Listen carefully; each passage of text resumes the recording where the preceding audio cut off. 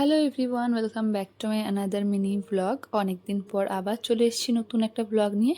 একটু এই বাড়ি এসেছিলাম, তাই স্নান টান করে সর্বপ্রথম ছাদে চলে গিয়েছিলাম। আর ছাদে এসে আমি একবার নজরটা ফেরালাম আমার মায়ের ছাদ বাগানটার দিকে। আর ছোটো থেকেই দেখি মা ফুল গাছ, ফল গাছ, সবজি গাছ লাগাতে খুব ভালোবাসে। তাই যেহেতু শীত পড়ে গেছে, আবার ছাদ ভরে দেখছি গাছ। এগুলো অনেক পুরনো গাছ, কিন্তু সামনে যে দুটো ফুল গাছ আছে সেই দুটো মা এবারে নিয়ে এসছে।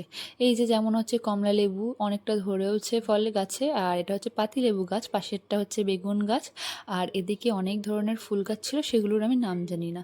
মা বলছে নিচে নেমে দেখ, আর নিচে নেমে দেখি আমি একই কাণ্ড, আমার ছেলের মাথা ভর্তি চুল কোথায় গেল।